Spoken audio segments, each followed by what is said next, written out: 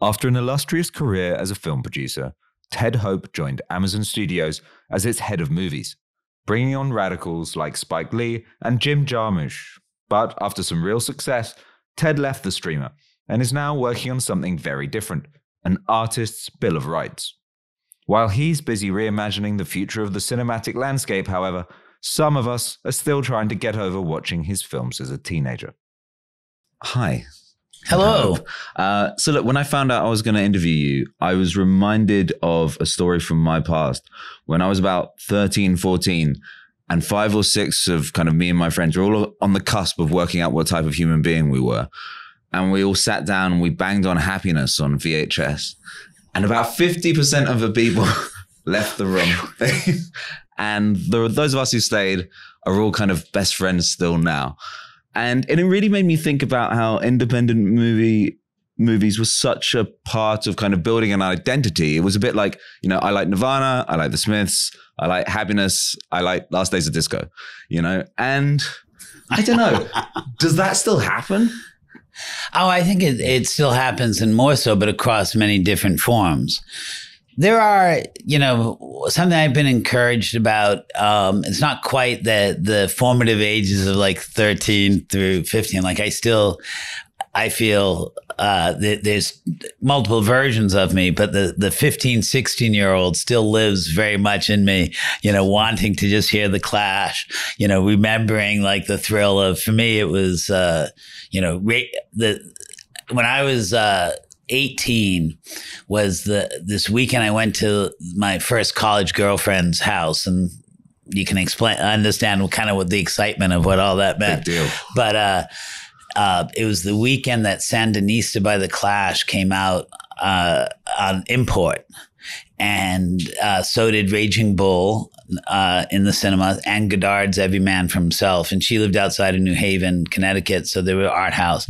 And that's what we did, you know, basically that weekend. I got to consume what I felt was like political, angry art that you could dance to in one form or the other. And I got to share a bed with a young woman my age.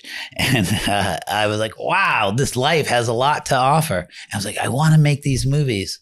And I never thought I would get the opportunity. When I go now to like movies that are kind of off the mainstream commercial path, particularly films that have either a challenging aesthetic or something provocative to say, and I'm in New York or Los Angeles, the audience is half my age. Like they're still going, and like a lot of people speak about art house as being very much a gray form now. But I think there's a lot of younger people who really now have recognized that they've been fed a consistent diet of, frankly, mediocrity and conformity. And they really want something that is different. Both, and they don't have the same bias, I think, that, you know, coming of age, I really didn't want the stuff initially that came before me. I threw out all of my Jimi Hendrix albums when I was like 15. I was like, that's the old stuff. And I had to go find them again when I was 30, you know, but I think that they appreciate Bellatar. You know, I went to see Uncle Boonmee in New York, and half the audience was clearly under 30. And I have a son who's a artist, business person, and you know, he speaks all the time. Is like, no, I just want something that's not what other people have made, and he's really hungry. Granted, he grew up in that kind of environment where it is, but so I think like 100% kids, young adults see something and grab onto it. Like that's the beauty of film, is it's eternal. It's an eternal zombie vampire that will never die, and it will infect others along the way. You know, it's interesting that you say, you know, you talk about your son and the environment that he grew up in, being surrounded by, you know, alternative opportunities effectively when it comes to what art he looks at. But the reality is of the self-curation that is possible on the internet, that actually anyone young now can surround themselves with those worlds and those opportunities. And I find it exciting, refreshing, and also reassuring, because it makes me not feel mad that, because I think I've noticed there being a new generation of cinephile. I think that sites like Letterboxd have kind of done quite a lot to encourage people to dig into the history of cinema. And I guess my question is, if that interest and kind of collector's passion can be pivoted into a new explosion of actual independent producers, directors, actors, etc.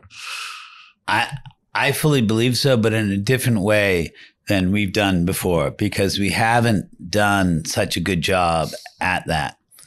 The nature of access currently on internet rarely brings context and rarely brings community and rarely offers an opportunity for action. If you really tried, I think, when I try to define cinema, all those other aspects of the marketing and engagement and the transitioning into something else, the porting, are part of what cinema is. And there isn't a collector's, economy in cinema, unfortunately, right now, of any substance. And there's much that we could do to stimulate that.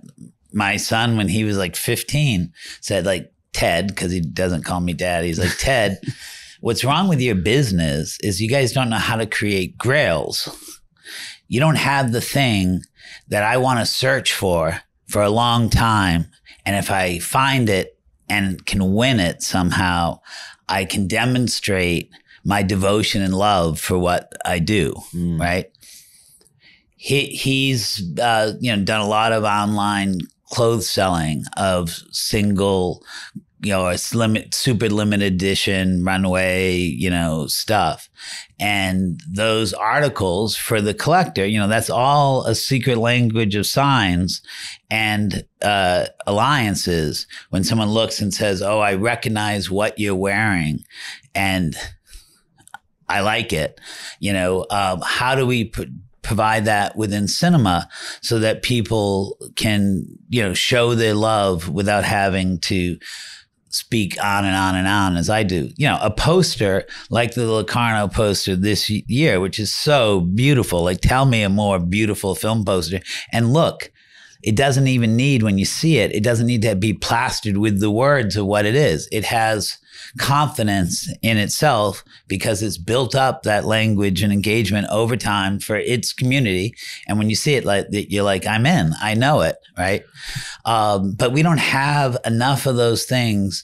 Yeah, sure, people made T-shirts that looked like Metallica and said Herzog or something like that. And there's little, in jokes like that sort of thing.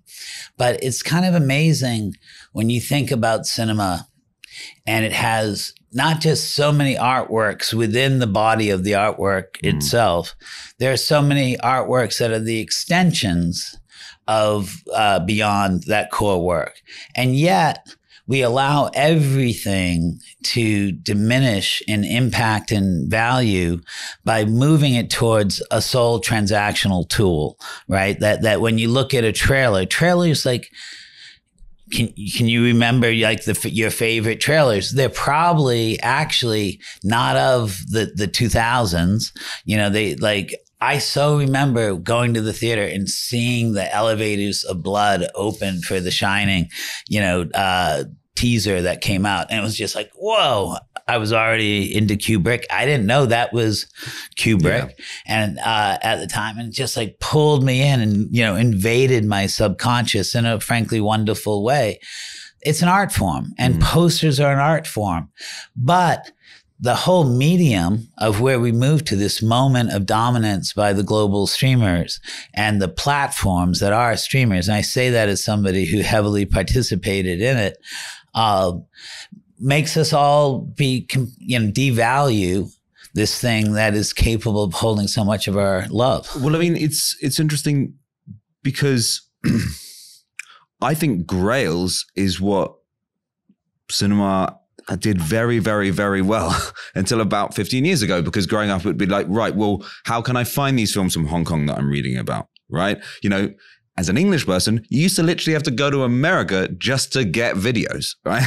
Because they didn't ship them over here. But it actually made the trip much more pleasurable because you came back with your loot. Exactly. And still like South Korea makes beautiful videos, like we don't, that collector's economy, like you see the way that vinyl had its resurgence. Like I so remember, I got rid of my vinyl 3 times over.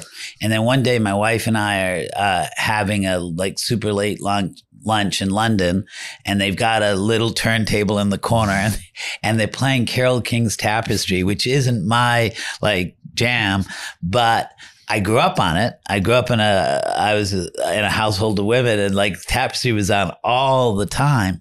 And when the album ended, I had to go turn it over, and just holding it, I had, my Madeline moment where it was just like, whoa, I gotta go buy vinyl again. I gotta have that physical, intimate experience. So do we have too much access then? Is part of the problem that as fun as it is for everybody to be able to just kind of rocket through the entirety of film history on their laptop, that actually that diminishes the product itself? It removes the journey, it removes the work? How society and individual behavior transitions from one moment to the next is always super fascinating, right? Because we hold on with perhaps more value than is warranted the processes and the behaviors that we grew up with or have had for a long time. And somehow we start to think that there was a rightness, a correctness, to it. Finding that thing that replaces it, is actually, I think, it prohibits change and growth, knowledge and happiness and satisfaction. There's no question we are now in a era of abundance and access. And that's profoundly different than how we grew up and what we had before. And in both the embrace of that, things get sacrificed without intent, right? And in the rejection of it, people value things that no longer might be applicable, right? That, people often use the word, it's just not natural, right? Human beings, what's natural to us is to eat all the guava in the tree when we find the tree stocked with guava. We should gorge ourselves. That's natural. Now, you'll end up looking like me and worse if that's your behavior. You have no need to do that because we have other means to access those calories, sure, along the way. And I think that 100% lack of access is, or barriers to access, perhaps is a better way to say it, stimulates desire, right? I find it interesting, how we used to essentially like calendar movies, and now we drop them, right? That there's so much meaning in those words. And the beauty of having something that's out there that you can't get and you want to have details is it stimulates anticipation, right? And anticipation starts making the event all that much better. Live music, right? We buy a concert ticket generally 2 or 3 months in advance, right? We start to plan a social action with our friends and family on what we're going to do around that concert. We spend a tremendous amount of money, which means we better get our money's worth, right? But that's about anticipation. We psych ourselves up. We prime ourselves for it. In an immediately accessible entertainment economy, as we have now via the internet, all of that anticipation, all of that priming, getting, psyched up for it is lost, right? And in that same sort of way, I think that particularly types of cinema that I love, it isn't complete until it has a in-depth conversation around it, right?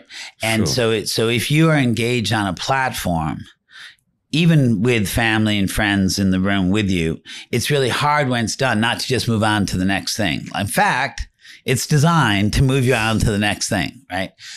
All of that decontextualizes the work, right? We've been working on one movie for 7 years that we're almost done with now.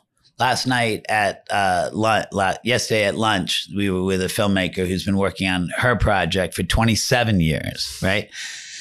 So much work is within of so many people is within every film. And yet we're taught that now that it's content, that it fills empty spaces. That it's not something that should be an act of devotion. And I'm not trying to say hey, our stuff is really great and you should, I want you to give me 10 hours of your time. But also maybe a bit though. But for the things that we get excited about, it is warranted. But look, the problem here then is that that the people who feel like you don't necessarily control the means of production currently, and while the platforms are controlled by 4 or 5 large companies for whom film distribution is a tiny little bit of their business.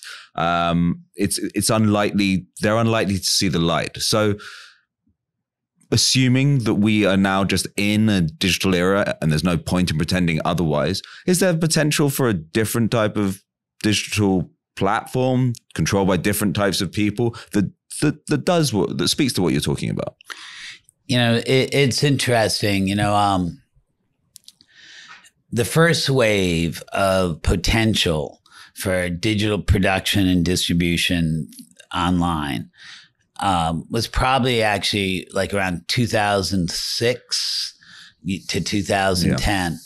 And we were already engaged in no budget filmmaking and DV8, tools, and everyone was recognizing that the tools of production had removed a significant barrier of entry, and that the inevitable result of this thing called the internet was going to open up the tools of distribution. We weren't quite sure how one could build community and awareness and engagement, the marketing aspect of it, but social media started, and it started to seem hey, wait, 1 + 1 + 1, in this case, probably equals 5 or 6. But there were things that I don't think were fully anticipated. At that point was my first attempt to try to build a global studio based around low budget and frankly indie, aesthetics and attitudes. And we didn't price it at what we had budgeted out was a $40 million raise. And there was clear that there were some things that were lacking, and those things arguably are still lacking. One of the flaws of movies, I think, is that you've always had to tell everybody about the film, whether they like going to the movies or not, or the right film for that person's taste. And, it was a super costly endeavor that had mixed results in the process. Targeting audiences with that respond to certain types of film is still a business and art that hasn't been fully mastered. Sure. But I still believed in that possibility. When we tried to, Brian Newman, who's a guest at the festival, and I had a very successful failure in launching an app called Flicklist, which was a kind of a social leaning, platform agnostic queue tool. Because in those days, Netflix and Amazon out of the box and things like that had open API, which allowed you to port your queue onto other apps and so on. And that was the idea, was to use list building and social to help people discover and engage. And it works. That's what Letterboxd is. Yeah. And and there's more that it could do. Funny at the time, there were 12 or 13 people who had the same exact idea. So I don't think it was a great loss that ours couldn't be replicated after we built it once. People were like, wait a second, how do we actually now spread it? It didn't work. But I shouldn't have tried to do what I don't know how to do. But through that, it ultimately, through many steps, led me to run a boutique streamer that was focused on art house cinema called Fandor. And that too had some inherent problems in its initial conception. Were you using like an O&O player or? I have to go back on what the whole thing was. Don't worry about it. That was super geeky. Yeah. But it was antiquated by the time I had arrived. And then there were interesting things. That model, which I found totally compelling, was on you got paid by minutes of engagement as a rights holder. And we had lots of interesting content. The curious thing of it at the time was, although we had a wonderful selection of classic and art house and international cinema, we also happened to have a great collection of Japanese monster movies and kind of a 70s softcore porn with an artistic bent, Vinegar Syndrome, if you know that label, and others. And as much as everyone had on their queue all that international cinema, all those prize-winning films, the view time, particularly after 10 p.m., seemed to 100% favor the other two genres. How strange.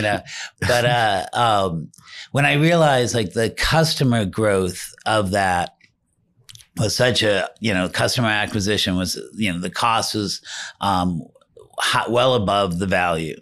And it was just like, how do you build this? And things improved, but after I left where, the different global platforms like Amazon and elsewhere created channels which helped increase the audience access for those sorts of platforms. But it was through that led me to Amazon.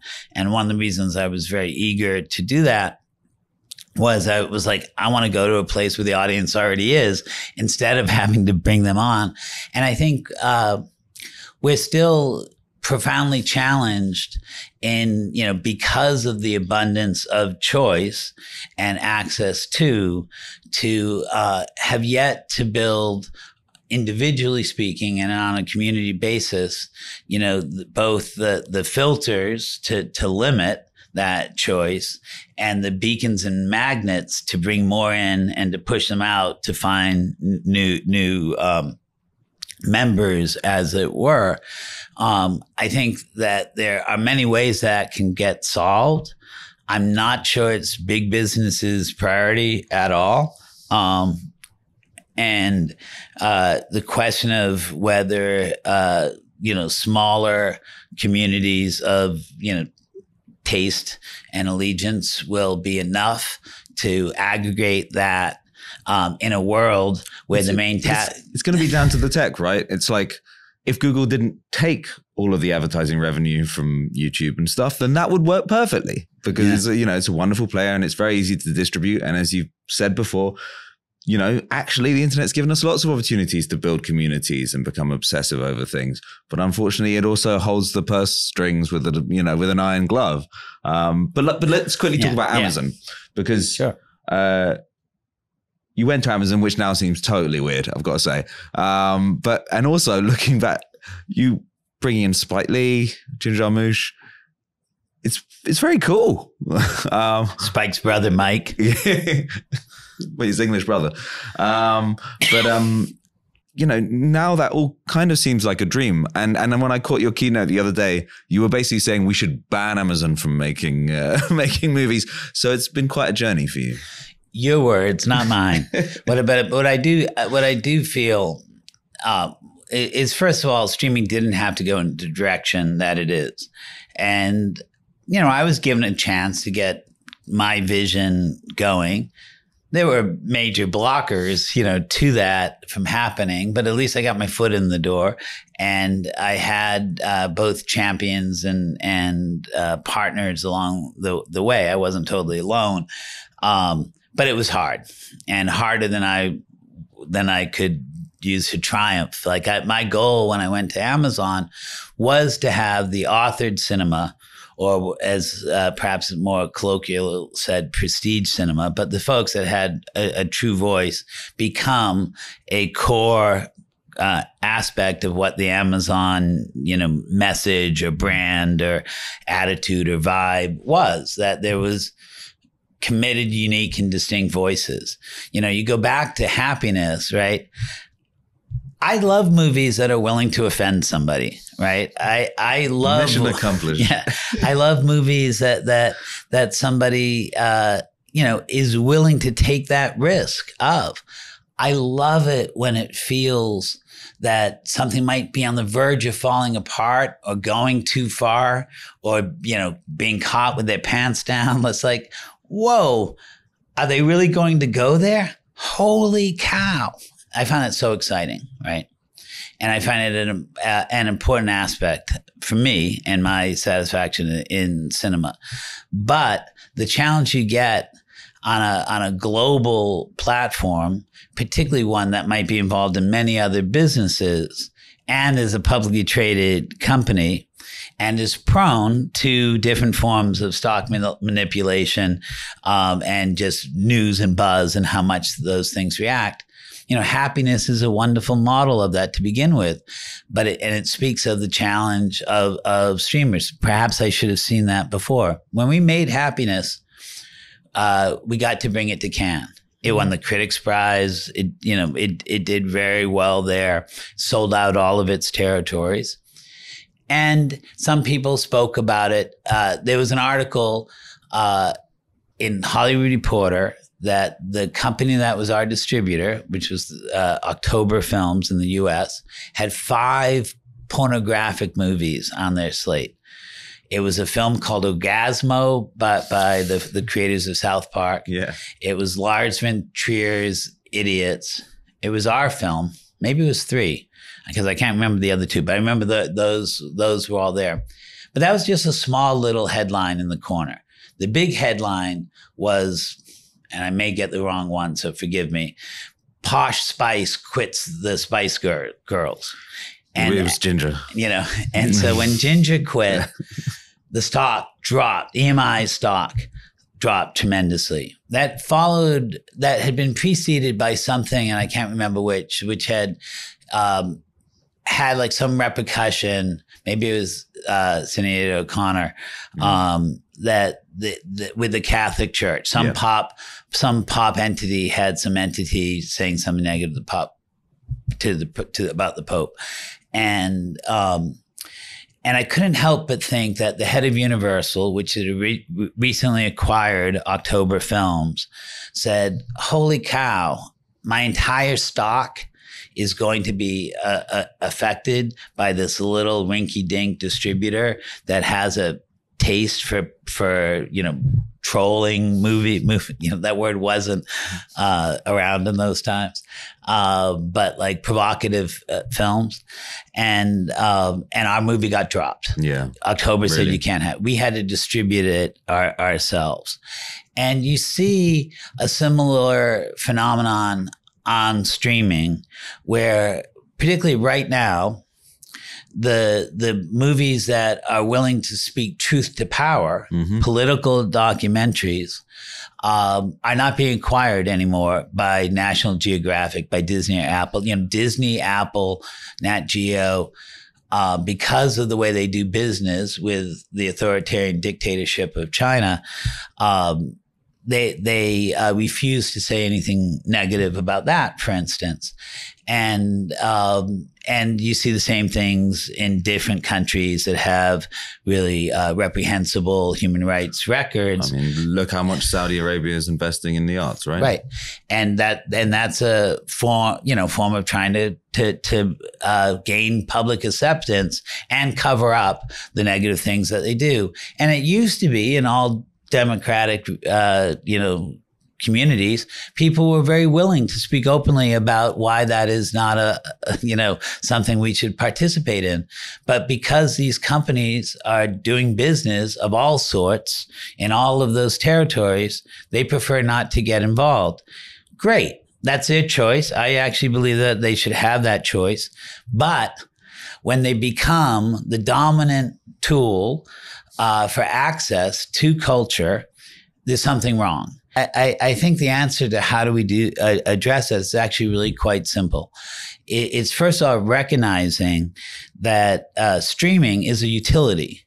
that's what it is. It's like the phone company. It's like electricity.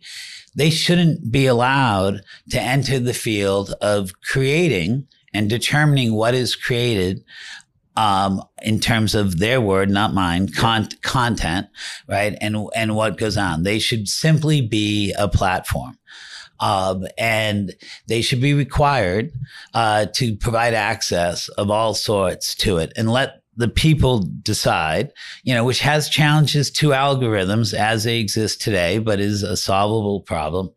And it's also, I think we need, as both independent states and nations and as a global community, to start to recognize something like a artist bill of rights, right? Where we all start to look at that access to culture and the opportunity to express oneself is a human right, right?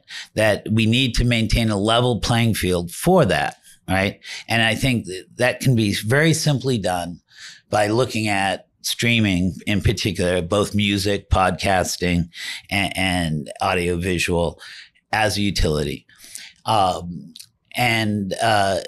Other things start to follow from that. Like if we want to look at a artist bill of rights, I don't think any of us should ever be allowed to sell ourselves into slavery or into long-term contracts.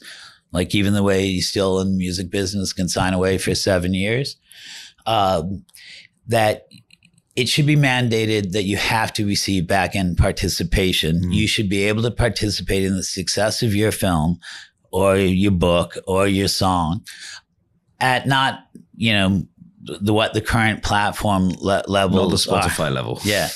That should be a requirement. And in a similar way, I think that we as creators, both the artists themselves and their supporters in terms of business, should own the data that their work generates. It just, as a person that considers of both an artist and an entrepreneur, I regularly have to course correct to try to give the people what they want. Mm. And so that the business goals and artistic goals are aligned together. How do you expect me to do that when I don't know the results of my work, right? That it should be a legal requirement. And I originally felt like these aren't particularly like new ideas. I'm certainly not alone in having them. And I felt that there are good business reasons for all of these too, both for the people that build the platforms and the technology that allow this work to come out. And I fully believe that they should be able to earn from doing that. But initially for me, like going into Amazon, I felt like there was much more opportunity to move that from the inside. But also it's like if you have your artist bill of rights, if you empower the artist, then suddenly more people with a predilection towards taking risks will be taking those risks, and suddenly you'll do weird stuff like discover Ang Lee while making a gay Chinese movie, and guess what? That talent has fueled Hollywood for 2 decades. Yeah, exactly. And there's times and times again to see that, like, The Lion King, which arguably is one of Disney's greatest properties, required a weird East Village artist to bring it to the stage with giant puppets and all sorts of things, who had only become that level of artist because of the support of the government for art of a different sort.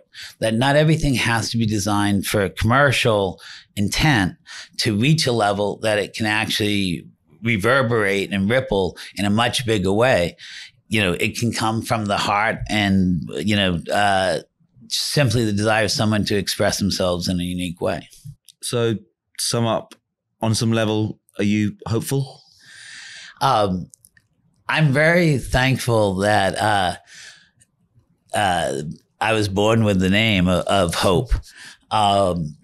That I think I'm a big believer that, any problem is actually solvable, and anything that is imagined will eventually come true. It doesn't necessarily mean it'll be successful, but there are ways that can happen. And I think that the various disruptions and the various reluctances and barriers that have come to bigger change have an equal and opposite reaction. And I see that we are at a very much of a pivot point, a opportunity to actually do something profoundly different. I've seen such opportunities before. Frankly, I've been able to capitalize on them.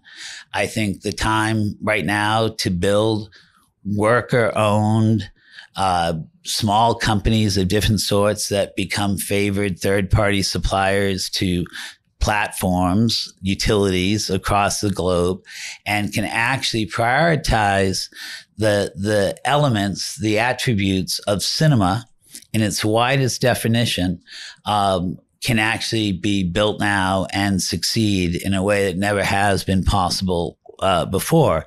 But it requires people to sometimes delay their gratification, both in the creator stage and in the consumer stage, prioritize the things that they love, and be willing to make some small sacrifices on the way. Convenience, which is really what I think the last decade has been about, isn't necessarily beneficial to cinema. We thought that it was going to be incredibly beneficial to discovery, but other forces were also at work that didn't allow that to happen. And I think that perhaps had discovery been a priority for these utilities, things might be a little bit different. But I find it amazing how the media literacy, the historic knowledge that young people have for all art forms, in a way that when I came up, I could barely manage one or two. And I generally had more depth of understanding than my contemporaries. But now everybody seems to be juggling 5 different art forms, and they know the long history in minute detail that I never did. And I think that that's where things start to morph, combine, generate, and create something new. So I believe the people entering any art form right now under the age of 35 recognize that we failed and fucked up in a big basis, and that they can build something better, and not just build a better mechanism to engage with it, but build a better art form within it that speaks to them more directly than we've ever had the opportunity before. And I'm super hopeful at what that will bring, because it won't look like what came before. Well, I hope you're right. I think you speak a lot of sense, and if you do decide to go full Martin Luther and go and nail your declaration to the walls of Disneyland, I will follow you. Thank you a lot for that. Thanks so much. All right.